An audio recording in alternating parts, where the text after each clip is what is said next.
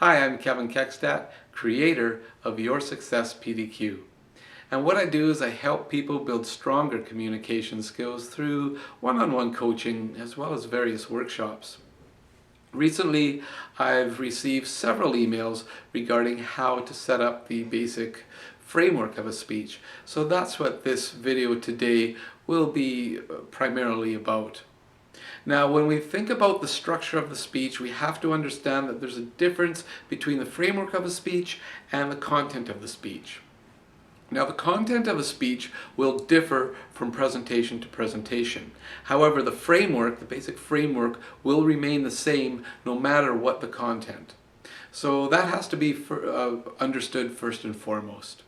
Now, when we get to the whole structure of the speech, the other thing we need to understand is that within this framework, there are basically two wings. And one wing has to do with the format of the speech, and the other wing has to do with the fundamentals, what the presenter brings to the speech, the personal traits of the speaker, himself or herself.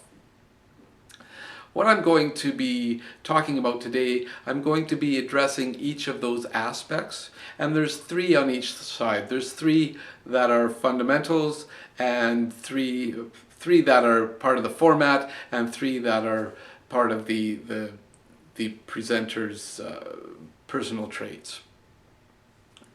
What I'm going to be talking about here is nothing difficult, nothing hard.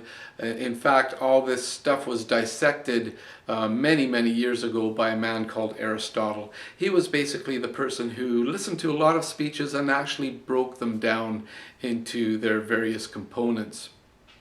And we still use that today, and what we do is we take the format of the speech as well as the traits, and what we try to do is make a matrix of them to make your presentation even stronger.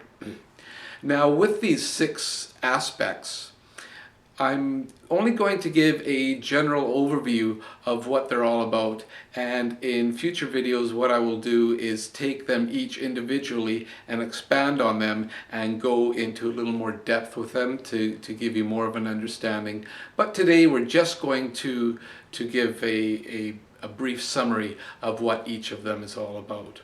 And like I said before, they're very simple to understand. Now, what we need to also understand is that back in Aristotle's day, he likened what he heard from in speeches, he likened that to what he saw in plays. So he made that similarity so that people could understand as they were building speeches, they could understand how they could format their speeches in a way that made sense to them. So let's get started first with the actual format of a speech. When you go to a play, or when you begin speaking, basically, you first have Act 1. And Act 1 is basically the opening of your speech. Act 1 is where you introduce yourself. Act 1 is where you address your subject and let the audience know the basic overview of what it is that you're going to be talking about, what it is that they're going to be listening to. And from there, we move into Act 2. And Act 2 is the body of your speech. It's the main part of your speech, and the speech that takes up about 75% of the time that you're speaking. This is where you present your ideas. This is where you give the audience the whole story of what it is they're there for, and this is where you give them a better understanding of your presentation. The Act 1, the beginning of your speech, is only going to encompass about 15% of your speech. Act 2 is going to encompass about 75% of your speech. And you want there to be, just like in a play, you want there to be movement within your speech. You want there to be something happening. You want there to be some sort of a directive. And when we get to Act 3, that is your conclusion. That is where you have some sort of call to action. What is it you want the audience to do? What is it that you want them to walk away with? What is it that you want them to really grasp onto? And what you can also do with Act 3 is link it back to the opening. It wraps up the speech quite nicely when you can provide that link to the opening. So basically you're going to give a summary, you're going to give some sort of call to action, and it doesn't necessarily mean you're going to say, well, buy my CD now, or something like that. It could just be as simple as, go home and ponder these thoughts for a while and see how you feel about them. So the call to action doesn't have to be something so salesy, for lack of a better word. Now that Act 1, Act 2, Act 3, the opening, body, and conclusion of the speech, that's your basic format. Now when it comes to the personal traits, the personal fundamentals that the speaker brings to the table, there are also 3 that Aristotle had outlined. The first of these is ethos. Now, ethos has to do with the integrity of the speaker, the character of the speaker, and the trustworthiness of the speaker. When people come to hear someone speak or present, they want to know that these traits are inherent to the speaker. It gives the audience a sense of assurance. The second area when it comes to these personal traits is pathos. Now pathos has to do with the feeling, the emotion that the speaker brings to the presentation, the passion and enthusiasm. The audience wants to be able to buy into what it is you're speaking about, and in order for them to do that, they have to be able to feel it from you. They have to know that you are as much of your presentation and more than just the words.